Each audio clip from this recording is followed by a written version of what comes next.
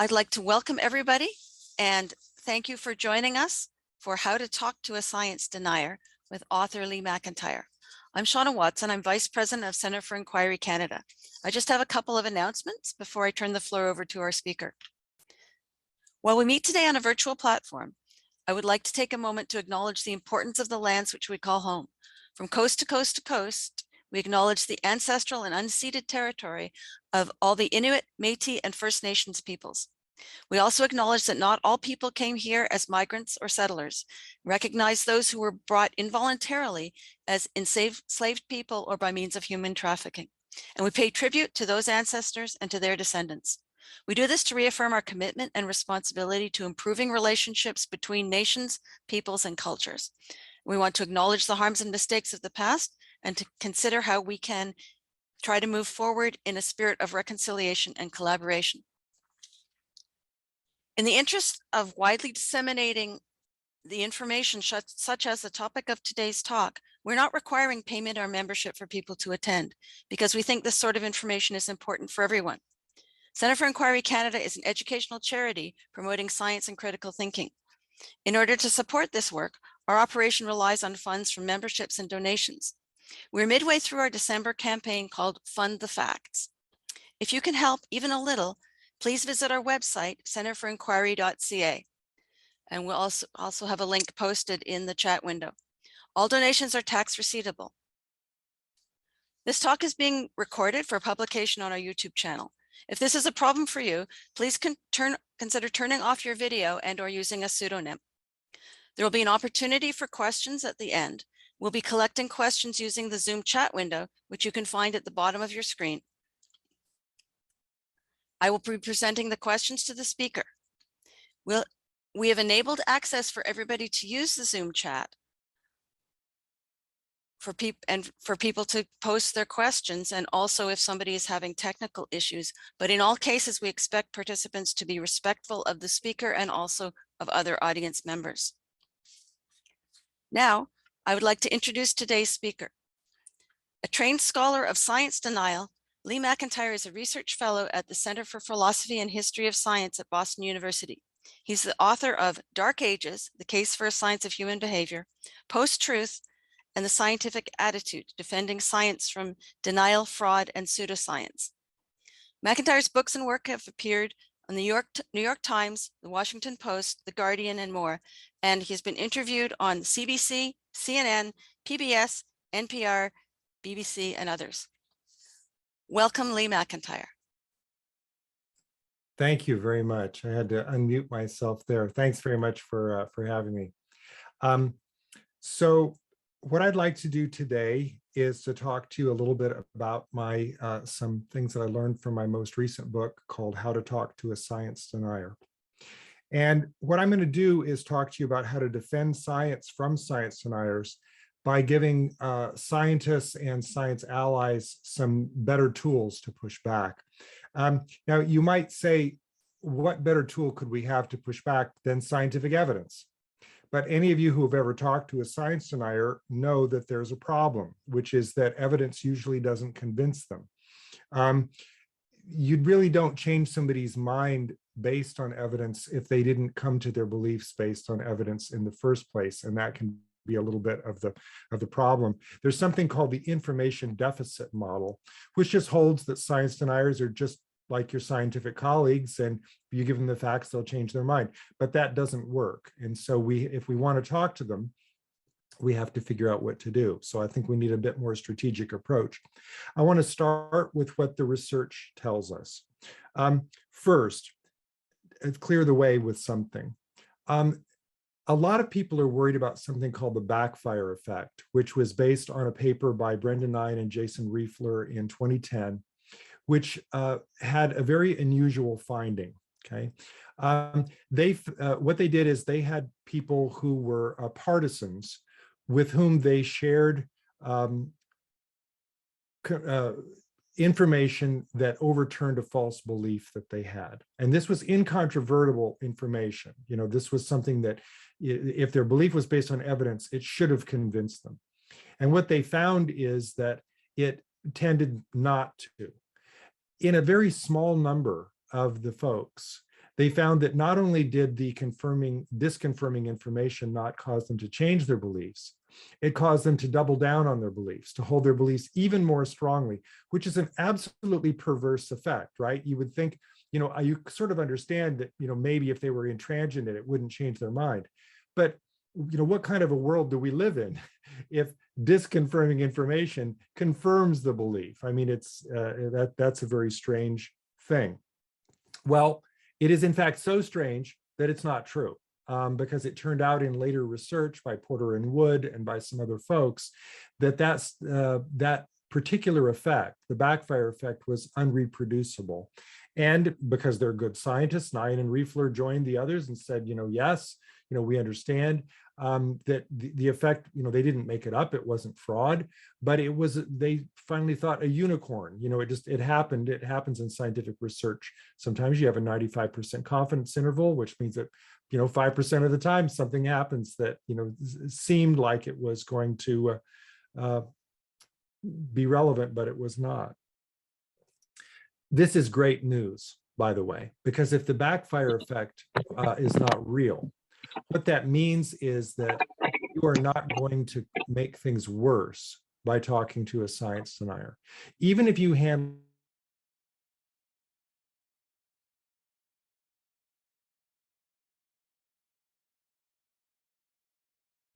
Lee, sorry, you got muted. There you go. Sorry about that. how far back was it?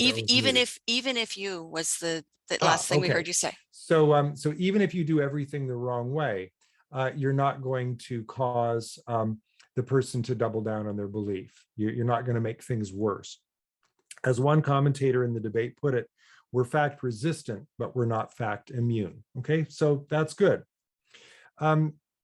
Even better, there was a study in June of 2019 in Nature Human Behavior, which by Cornelia Bache and Philip Schmid, which provided the first solid empirical evidence to show that you could overturn someone's denialist beliefs by talking to them. Now, the study was done online with about 1,700 people, some of them in Germany, some of them in the United States. And they tended to be a naive audience. They were probably college students, right? People who had never, and when I say naive, what I mean is that what they did in the study was they provided them with something that was false, and then they immediately just debunked it. Now, the interesting thing about that was that sometimes they couldn't. So that it worked in a statistically significant number of cases to debunk the false information they'd just given. But for some people, the first thing that they heard, even though it was false, they wouldn't give it up. But that's human nature. That's one of our cognitive biases. That's what makes denialism so frustrating. Well, for the people that they were able to debunk the belief, the first way, no surprise, here was called content rebuttal.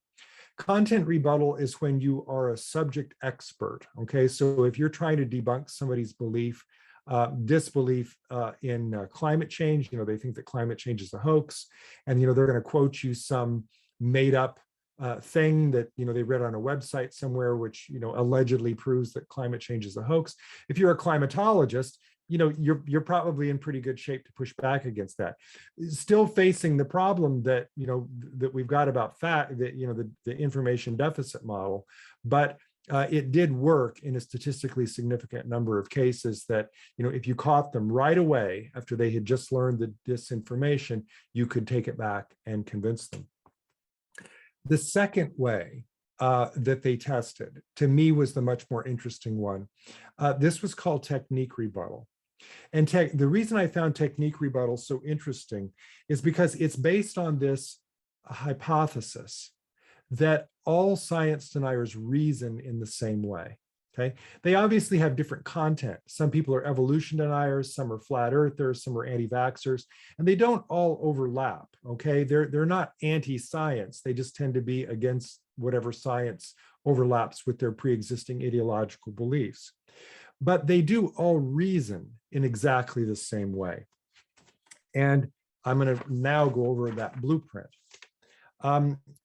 There are 5 steps to it. First, every science denier cherry picks evidence. Second, they all rely on conspiracy theories. Third, they all rely on fake experts and tend to denigrate real experts. Fourth, they engage in illogical reasoning. And fifth, this one's really my favorite, they insist that science has to be perfect in order to be credible. And we'll talk a little bit more about this later on, but those are the 5 tropes of science denial due to Mark and Chris Hoofnagel and some other later cognitive scientists, Stephen Lewandowski, John Cook, who developed that model. And it really does work. I use it, I just, count on my fingers when somebody's telling me something. I start, yeah, there's a conspiracy theory. Yeah, illogical. Yeah, and denigrated a real expert. And that bingo, if you get all 5, then they're a science denier. So it's a nice rough and ready criteria. Well, what Bateson-Schmid found was that once you understood these 5 tropes, you could use this for technique rebuttal. You could use this to push back against the science deniers, not about the content of their belief, but about why they believed it. Okay, so these conversations, and they have some scripts in the article, are quite interesting, right? Because if you were a climatologist, you might push back and, well, you've got the temperature data all wrong. But if you're doing technique rebuttal, you might say, why do you believe that? Where did you read that? Well, but if you trust that person, why don't you trust this other person who's, actually an expert in the field? So, you're engaging them kind of like a philosopher would. This is why I like it so much, because I'm a philosopher. But the amazing thing about technique rebuttal is it means that all of us who are allies of science have a role. Because the main finding in the paper was that both content rebuttal and technique rebuttal not only worked, they worked equally as well. And there was no additive effect. So go out and go nuts. You don't need to be a climatologist to talk somebody out of climate denial. You don't need to be a physicist to talk to them about flat Earth. You really can, once you learn technique rebuttal, do it. Now, I want to just say a word about some of the bad news from the study, which is, not that there was anything wrong with the study. It's just that there are certain things that they found which, one wishes they were otherwise. First, as I said, they found that you can only mitigate, but not necessarily overturn, everybody's beliefs. That in a population that hears misinformation, some of them are going to believe it, and there's nothing that you can do. That means that, by the way, that the best thing to do is not to let them hear the misinformation. And there's a joke in the Bateson-Schmid study where they say, if you're invited to a debate with a science denier, cancel at the last minute if it means that the debate will be canceled, because then they won't hear the misinformation from the other side. But if you cancel and the other person's going to show up, then you've got to go. Because the worst possible thing is for the liar to have a microphone and you don't, okay? That is called the internet, isn't it, right? That's what happens. That's how science deniers are created, when the liars have this great big microphone and they're not getting pushback. All right, so now I want to talk about a couple of limitations of the study that I identified as things where I immediately, because I'm a methodologist, I immediately started to think, well, did they test this? Did they test this? Looking for some other research that they could do. First was the question of time proximity. As I said, this study was really only dealing with people who had just heard misinformation or disinformation for the first time. As I said, they were a relatively naive audience. But in real life, most science deniers that you meet are going to be pretty hardcore, right? They're going to maybe have been marinating in disinformation from various sources for a long time. I mean, most anti-vaxxers that you meet didn't just hear about it this morning, right? They have been thinking about it for a long time and maybe talking to other anti-vaxxers. And so my question came up, would technique rebuttal work with hardcore science deniers, not just the naive audience that Bateson-Schmid tried it on? And the second question that I had was, their study was done online, but would it work in person? And maybe would it work even better in person? Because if you think about it, content rebuttal, technique rebuttal, the worst possible way to convince somebody is in the comments pages of the Washington Post, right? Or, on Twitter. It just, anything online, it just doesn't have the same push. But when you're talking to somebody face to face, that tends to have a little more oomph. And so I started to wonder, could this work even better? So there are answers to these questions, I think, but I have not found them in the scientific literature. But what I did in preparation for writing my book is I went to the anecdotal literature, and here's what I found out. Virtually everyone that I could find who was a hardcore science denier, who had changed their mind, did it in the same way. It was the same story over and over and over again. They all changed their mind on the basis of personal engagement with someone that they trusted. In some cases, it was somebody that they already trusted. In some cases, it was somebody who they grew to trust because the person treated them well, okay? But the point is that once you understand that, trust is built in person. Trust is built when you don't shout at the person, when you don't insult them, when you're calm and patient and you listen and you show respect. It opens up a whole door, I think, for trying to reach all of those hardcore science deniers, okay? And try to reach them face to face using technique rebuttal or content rebuttal. But, for me, I'm not a scientist. It was going to be technique rebuttal. I want to tell you two quick stories, not of people that I spoke with, but things that you can Google in the literature and find these for inspiration. The first was about a measles outbreak in Vancouver, Washington in 2014. Vancouver is just across the river from Portland, Oregon, where I grew up. It's a very liberal community. 2014, it was a very anti-vax community. And so, of course, they had a measles outbreak. This was before anti-vax became radicalized to the right. It was kind of evenly split right and left. And Governor Jay Inslee of Washington sent public health officials down to Vancouver to talk to the anti-vaxxers. And they engaged in one-on-one conversation, and it worked. That is, it worked enough that the program was really a success. There's an article about this in the Washington Post. If you put into your search engine, it will take off like wildfire. That was I think, the title of the story in the Washington Post. It'll come up, and you can read the story in which one woman says, I didn't believe in vaccines, but this scientist talked to me, and he was so warm, and he was so funny and nice that after 2 hours explaining cell interaction on a whiteboard, I changed my mind. Now, I know what you're thinking. 2 hours? I mean, that's not scalable, right? Really? But I think there are more people who believe in science than don't. And so if we can get an army of people doing this, what that shows is that if you're patient and you take the time, it works.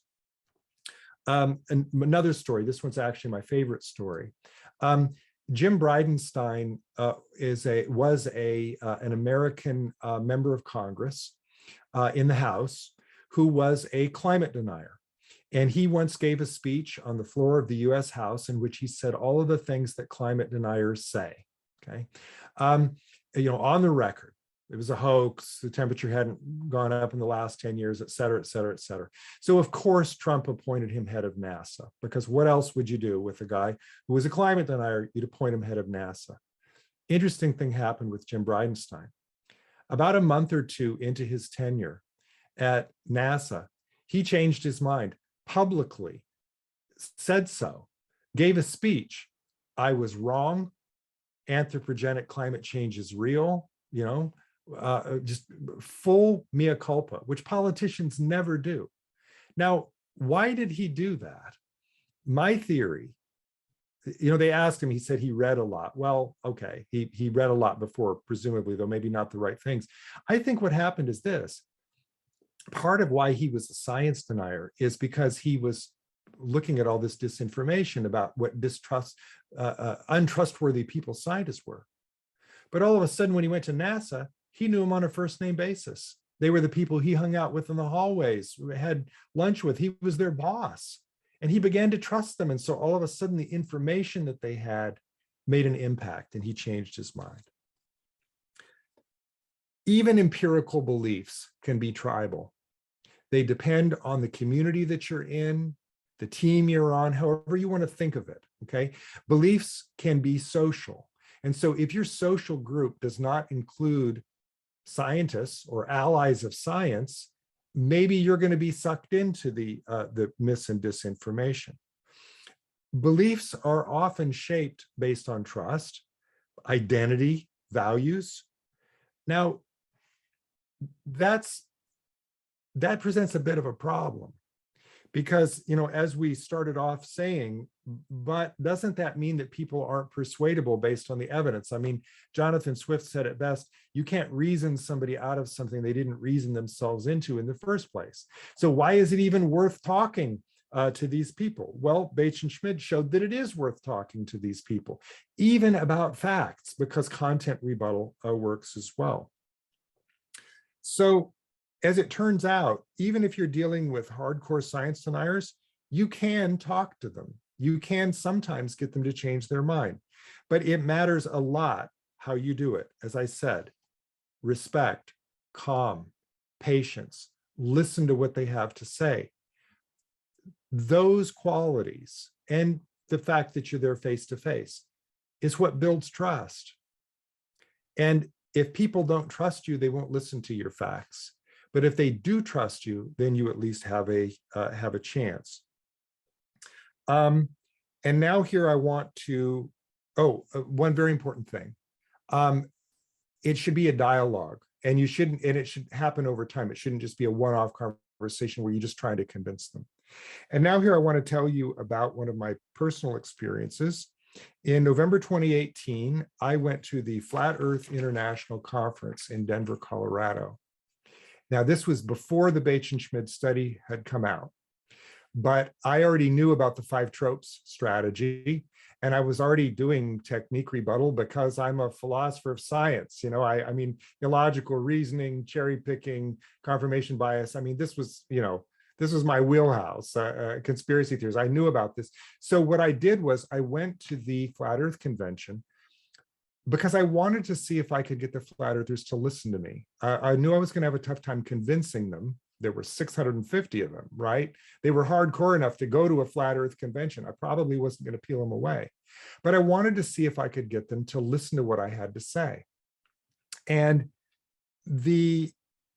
what I wanted to talk to them about was not the facts, because I surmised correctly, as it turned out, that they already knew the facts and they rejected them.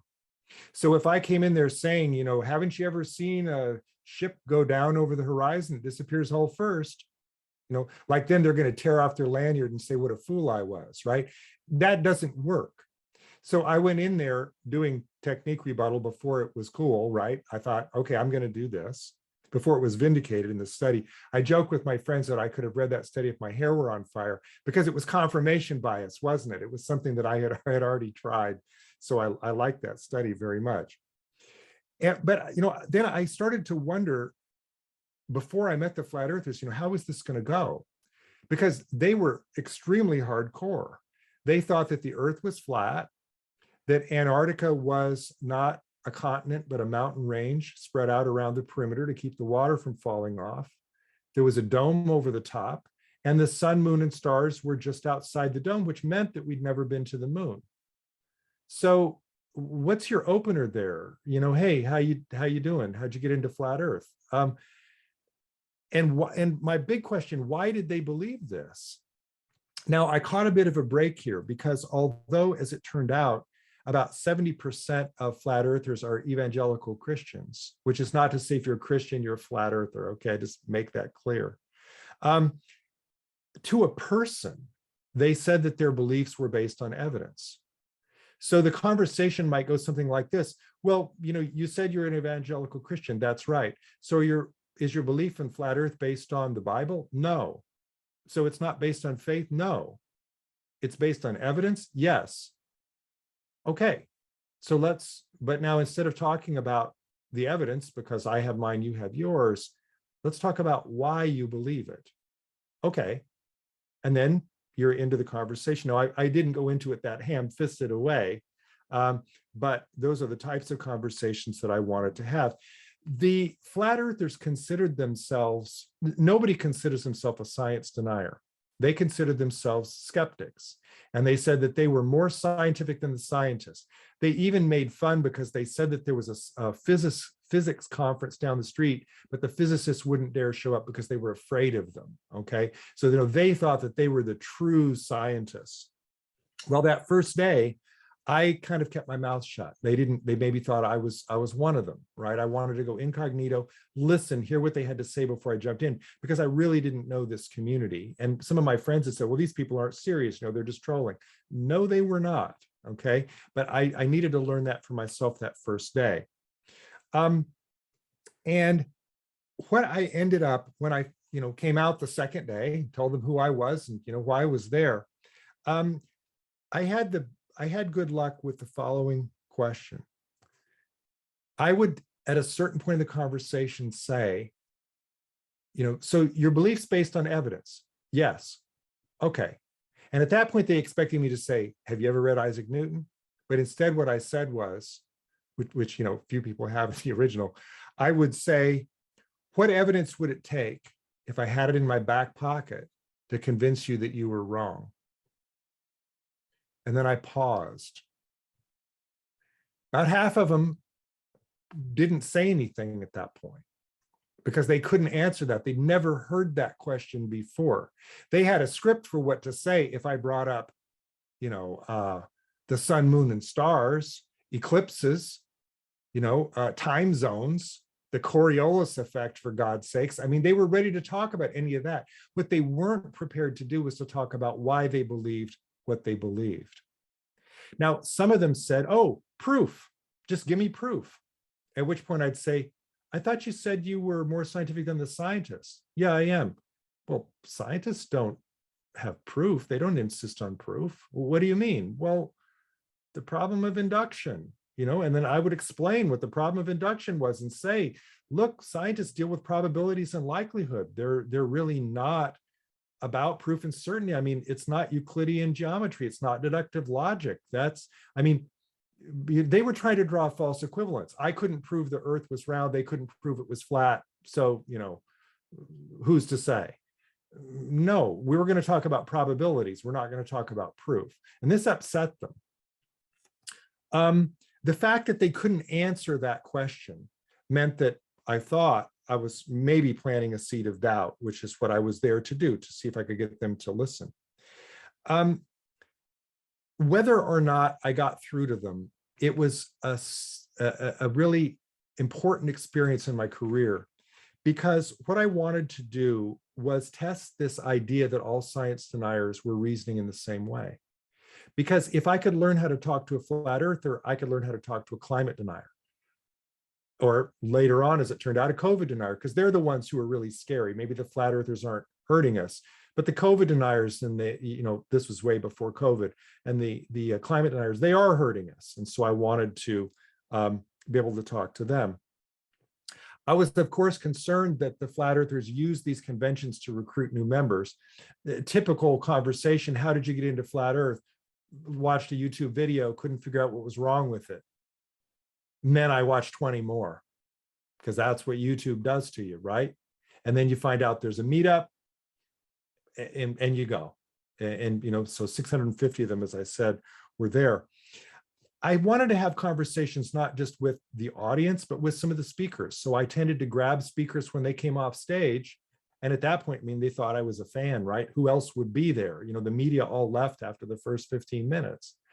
But I was still there, and I would engage them in conversation. Sometimes we'd have a little crowd, and I would ask them, just what evidence would convince you were wrong? Just try to engage them, not to embarrass them, but just to, take them seriously, take them at their word. My most interesting conversation was with a guy who had just given a seminar on how to recruit people into flat earth. And to my shock, some of the techniques that he recommended were the same ones that I just recommended to you to get him out of it. Calm, respect, patience, listening. He ran street clinics, holding up a sign, the earth is flat, ask me, why? Or so, people would come up to him and disrespect him and yell at him. And his model for how to talk to them was kind of the same as my model. So I really wanted to talk to this guy. And once he got off stage, I asked him to go out to dinner, my treat, and we had dinner. We talked for 2 hours. I didn't know at what point he was going to get upset and walk away. He never did. But not knowing that, I opened with my hard question. After we ordered, I said, okay, so what evidence could convince you that you were wrong? Now, this guy was sharp. He was, if you have a stereotype of science deniers as stupid, this guy was not stupid. He was smart. He was a good debater. Okay. So when I asked him that question, he immediately understood the stakes. I could see the gears working in his mind that, if I'm a scientist, I'd better be able to answer that question. And so he said, I guess I'd have to go up into a rocket ship. And he said, no, wait a minute. Now the window might be curved. Okay. And then he noodled around for a minute. And I said, well, what about if we took a flight over Antarctica? And he said, those flights don't exist. We just gotten through a seminar where they said they didn't exist. So I'd gone back to my room and printed out a page. Had it literally in my back pocket. Here's a flight from Auckland, New Zealand to Santiago, Chile. And he said, have you been on that flight? And I said, no, neither of you. Let's go together. And he shook my hand. We're going to go. Now, this is high stakes. And I thought, I can fund this trip. I'm going to come to all the humanist skeptic organizations, all the people I know. Everybody contribute $10. We'd fund those tickets and we'd go and we'd film it. That would be great. But we both started to think about it and decided that what we really needed was a criteria, because I didn't want him to say, once we got back from the flight, oh, those windows on the airplane were curved, or, something. He would find something wrong with it. So I said, well, how about this? I remember hearing in one of your seminars that you think Antarctica is stretched out around the perimeter of the Earth, which means that it's 24,000 miles long. And he said, yeah, that's about right. And I said, okay, I think it's about 1,500 miles across. So, this flight is, 3,000 miles from continent to continent. We could make it on one tank of gas. But if you're right, we'd have to stop and refuel. So that's our criteria. Okay. And he said, okay. And he shook my hand again. And I thought, great. 30 seconds later, he took it back. And I asked him why. And he said it was because maybe the entire history of air travel had been a hoax. And I said, what do you mean? And he said that maybe airplanes could fly anywhere on Earth on one tank of gas. And I said, immediately, trope number 2, conspiracy theory, which I already knew that they were conspiracy theorists, from other conversations. But I mean, that's a big one, right? I said, so you're telling me that the entire history of air travel since before we were born has been a charade against the day when you and I would be sitting here tonight and I would be trying to convince you to take this flight to prove to you that the Earth was round. And he said, that's right. Now, we had an hour and a half left in our dinner. So we continued to talk, but I mean, effectively, that was the moment, right? When I could have said, oh, so your belief is based on faith then, I guess. It made him uncomfortable, but I didn't want to do that. I wanted to just be respectful and, continue the conversation. I made a big mistake. I didn't get his contact information. I should have kept up with him to see if maybe it paid off later. So I think that I did not convince any flat earther, including him, to give up their beliefs while I was there. But I did prove to myself that it was worth having these kinds of conversations for the Jim Bridenstine, for the anti-vaxxers, for the people who are out there that we might be able to get to. I started with the worst of the worst, the most hardcore science deniers I could imagine in person, and people who were on stage doing it. It was a heavy lift. If I had been able to do it, it would have made great story, but I couldn't do it. But I still don't buy the idea that people say, oh, well, it's no use arguing with these people. Because if you say that, then you're a science denier. Because Bates and Schmidt have proven that it is worth arguing with these people, that a statistically significant number of them you can get through to. And so I wrote this book, How to Talk to a Science Denier, because I want to create an army of people who are talking to science deniers. If we just stay in our own little silos and we just stay home and be right, guess what's going to happen? The problem of science denial is going to continue to get worse. And we saw this because COVID denial fulfills the 5 tropes. And another thing, it's not just science denial anymore. It's now reality denial. Look at QAnon. Look at Stop the Steal in the United States. Look at the people who are claiming that the insurrectionists on January 6th were actually Antifa in disguise. This is denialist reasoning, and it has metastasized beyond empirical questions of vaccines and evolution and the shape of the earth. And if we just stay home, I don't know what's going to happen. So I think that this is not the entire solution. The entire solution is going to involve figuring out what to do about the disinformation that's out there, because science deniers are created. Science denial is not an accident, it's a lie. Somebody is creating the disinformation that is convincing the deniers all of these crazy things about vaccines and evolution and climate change. Flat Earth, I don't know if that's disinformation. I can never figure out who's benefiting from creating that. But the others, somebody is benefiting from that, creating it. And that will maybe help you to have some more empathy for the deniers, because they're victims. They're victims of somebody else's agenda. The fossil fuel companies who want to get rich by denying that climate change exists. The people who insist that vaccines are not good because they've got alternative cures and are actually, millionaires because of the fake cures that they sell on the internet. I'll stop there and take your questions.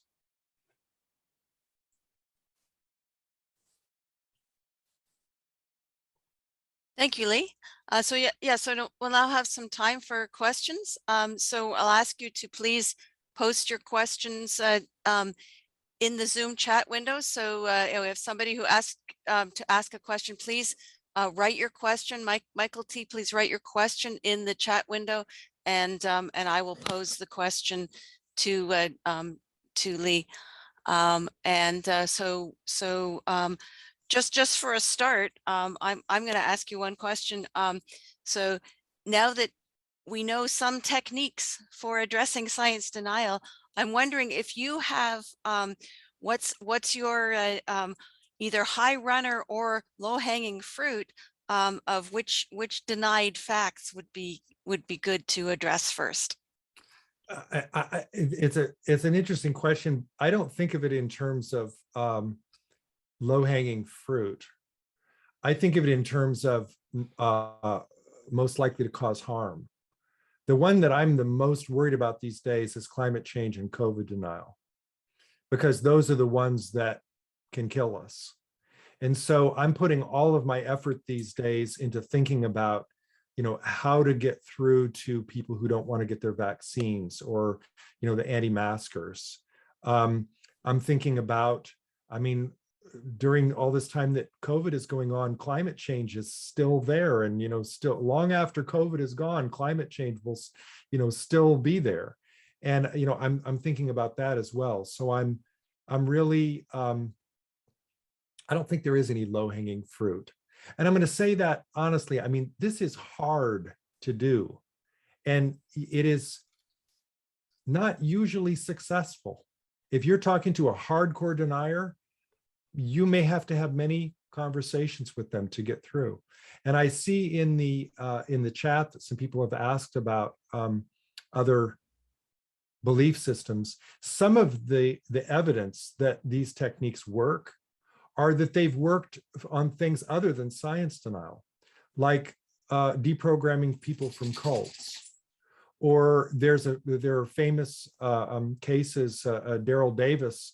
If you Google Daryl Davis, he uses these techniques to talk people out of the Ku Klux Klan. They are And somebody else in the chat asked about street epistemology. Yes, street epistemology, active listening, motivational interviewing, cult deprogramming. It's part of the same thing. I mean, I didn't invent this or discover it even. It's people have used it for other things, but it does work. If any, let me put it this way. If anything will work, this will work. By the time science deniers are deniers, they don't just have doubts, they have distrust. And distrust cannot be overcome easily. I think the best cure for overcoming distrust is face-to-face. Thank you. Okay, so we have a bunch of questions that have come in.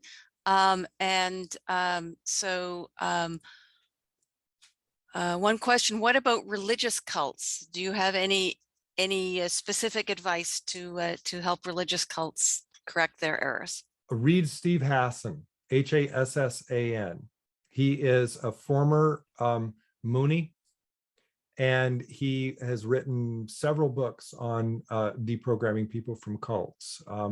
It is fascinating stuff. Okay, thank you. So in general, I mean, you talk about how conspiracy theory underlies a bunch of the science denial, but the question is, how would you actually address the base conspiracy theory?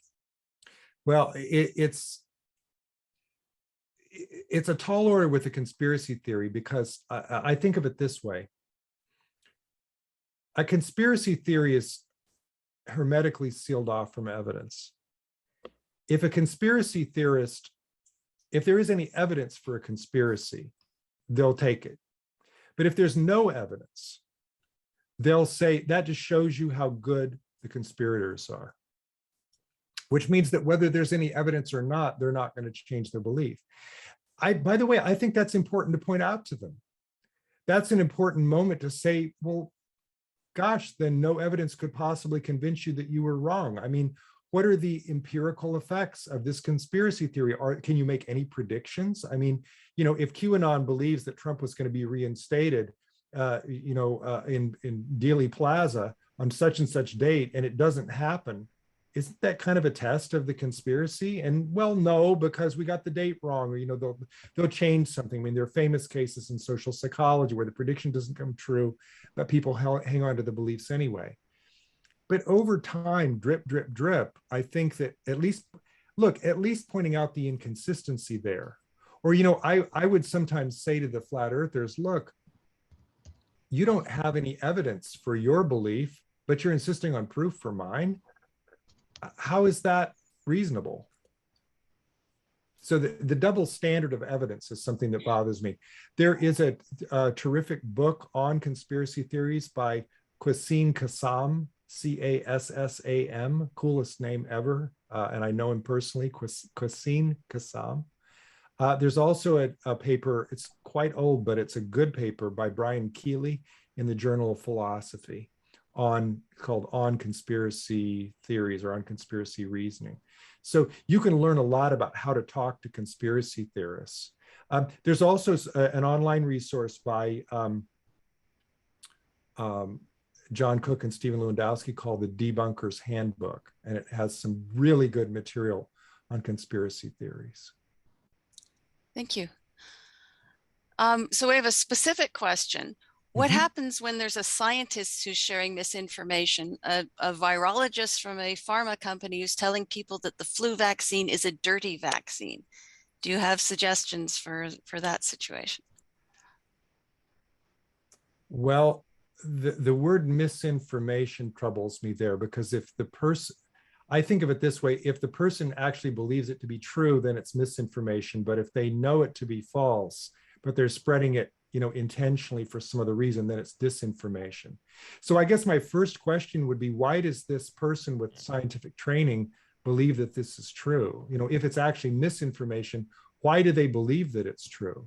So, I mean, in that case, I would listen to what they had to say and, you know, try to push back with content rebuttal if you could. And look, this happens. This happened with the vaccine the MMR vaccine and autism, right? Andrew Wakefield had this study that was not only sloppy, but fraudulent, which is still quoted by anti-vaxxers as if it were, the hadn't been retracted and he lost his medical license, over this. But they will still say, oh no, there has been a study which has found that, vaccines cause autism. So and he was an MD. So, I mean, sometimes people who have the credentials share mis and disinformation. It's a tragedy. It's really a form of scientific fraud, I think. If it's disinformation, if they just believe it, I don't really know what to say. The techniques that you've proposed for science denial, do you think that similar techniques work with denial of expertise for non-scientific subjects? I don't understand the question. Denial of expertise. You mean I see. Those techniques, I believe, are useful no matter what you're trying to convince somebody of. As long, if it's, as I said, read Eli Saslow's book, Rising Out of Hatred, and you'll see that there was Derek Black was a rising star in the white supremacist movement, went to college, was befriended by a group of Jewish students who knew who he was and convinced him to give up his beliefs using friendship and listening and patience. So, these techniques, as I said, I didn't invent them. I'm not taking credit for them. They work in many different venues. Okay. Now, somebody's asking about the risks of falling into conspiracy theory rabbit holes for people who spend too much time with science deniers. Are you familiar with any situations? Well, that is interesting, because the very first thing that happened when I told the flat earthers that I was a philosopher of science, they said, ooh, we're going to try to convince you to become one of us, because they told me so. They said, okay, we can talk, but while you're trying to convince us, we're going to try to convince you. And there are more of us than there are of you. Well, okay. But then they said, so just look at the data, come here, pay attention. Well, I have been paying attention for the last day, but what they told me was that they had all been like me. They had all been, the nice word is globalists, and had become convinced to give it up. And so they felt that there was potential for me to do the same thing too. Did I ever feel it at risk? No. I didn't. I will say that I am now hyper aware of whether I ever am engaging in conspiracy theory reasoning, however. Anytime something happens that I think, well, that couldn't be a coincidence, I stop myself and think, wait a minute, so I'm policing my own thoughts.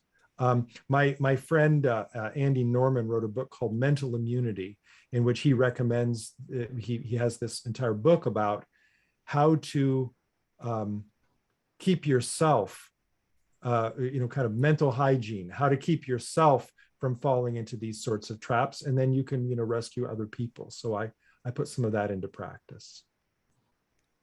Thank you.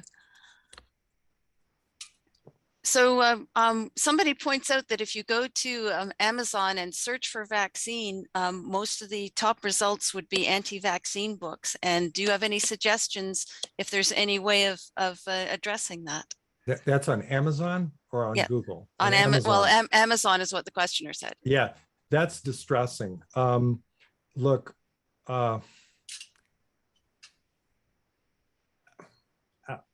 algorithms are one of the main ways that disinformation is shared.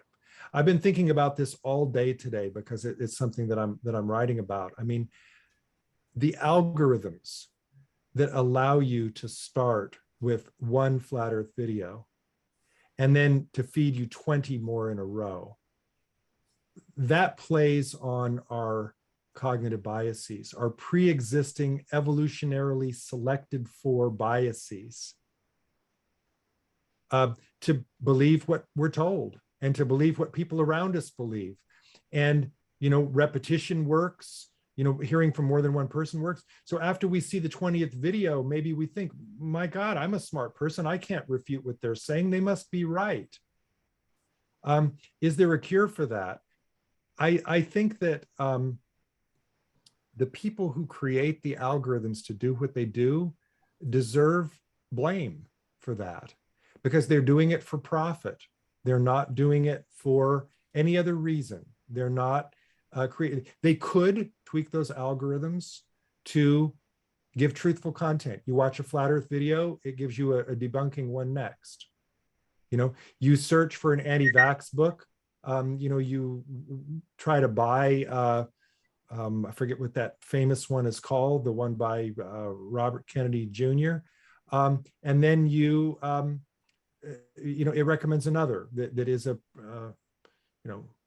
more truthful, but they don't set up the algorithms that way.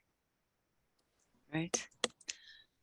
I have a couple of questions, and I'm not sure how much you've delved into the social psychology, but these I'm going to combine a couple of questions talking about that. The emotional social makeup of a COVID denier. Do you have any insights about that, and whether being socially marginalized makes a person more susceptible to conspiracies, and also if some science deniers are worried about their social status being threatened by their change? It's a great question. And I have to say that the research for my book, while I was doing it, came to a screeching halt because of COVID. My plan was to, get out there and talk to science deniers from all different stripes face to face. And then COVID happened and COVID denial happened. But how are you going to go out and talk to COVID deniers face to face, right? You're going to put on a mask. I mean, it was a conundrum. It was a catch-22, what was going to happen. So I can't answer that question with respect to COVID deniers. I can share some insights about the 2 days that I spent with the flat earthers. And I think the answer is yes, that many of them did feel alienated, socially marginalized. Some of them reported trauma in their life, health, personal, fired from a job. For some, it was 9/11, that caused them to wonder if they could trust anyone. And once you start to get kind of that shock to your system of what else are they lying to me about, that rabbit hole goes pretty deep. So I think I don't know I would be fascinated to know, is there a conspiracy theory mindset? Can they put somebody in an fMRI, MRI and functional MRI and figure out, do they have a propensity? Is there some mindset for this? But I don't know the answer to that. But I do know that from a social point of view, a number of the folks that I talked to felt marginalized. Now, whether they were marginalized because of their flat earth beliefs, whether that was cause or effect, I couldn't discern. I know that a number of them are kicked out of their church, lost family members, friends over their flat earth beliefs, so they tend to keep it to themselves. Whether they felt marginalized before that, I don't know. There is a wonderful book that is not out yet, by a researcher at Texas Tech named Ashley Landrum. And she is a psychologist, and she studies flat earthers. And this book is going to be about the psychology of flat earthers. And I haven't seen the book yet, but I know her, and she is brilliant. So when that book comes out, grab it. Okay, thank you. Well, we're getting on in time, and so unfortunately we won't get to everybody's question. I would like to have one last sort of encompassing question. Sure. You've given us a lot of advice about talking to people individually, but as people who work running skeptic, humanist, science-based organizations, what advice do you have in a more broader sense? What can we do as CFIC? As an organization, I think that you can simply promote the message that the allies of science can do something about this problem. As individuals, I would say start with the science deniers who you know, who already trust and love you. You don't have to go to a flat earth convention. You've all got an uncle or a cousin who's an anti-vaxxer. I know you do. And that's the person that you should start with because they already trust you. And, Google some of these accounts that I've given you to inspire you, and, study the Bates and Schmid paper and learn how to do this. And maybe you can work on that as well. It looks like we left a lot of questions hanging. Let me say this. I have a website, LeeMcIntyreBooks.com. It's got links to all my books and my events and upcoming events and past events if you want to see anything else.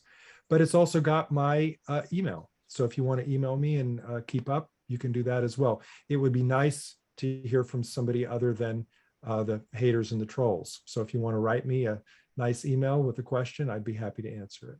Okay, we'll post that, and we have recorded this talk, and we're going to be putting our the video on CFIC's YouTube channel. So Great. We can also post the link to your website as part of that video. Terrific. Thank you very much. So again, thanks again to you, Lee, for a very engaging and informative talk.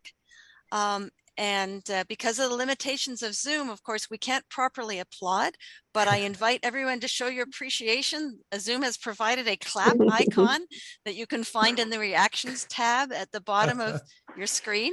So I invite everybody to give a clap. And thank you. And again, if you'd like to learn more, we have Lee's website. You said LeeMcIntyre.com. LeeMcIntyreBooks.com. LeeMcIntyreBooks.com. LeeMcIntyre.com is an artist who's a very nice person that I have had correspondence with because sometimes she gets my mail and I get hers. But and she's a very fine artist. So buy some of her art. But if you want me, go to LeeMcIntyreBooks.com. LeeMcIntyreBooks.com. Okay, and yeah. And Gus has posted that. We'll also post the book to the link to buy the book, How to Talk to a Science Denier. That was posted earlier, and we'll post that again. And we'll also post the link to CFIC's website. Again, we hope that you'll join us at a future event. And again, thank you very much, Lee, for coming to join us. I appreciate it. Thank you so much for having me.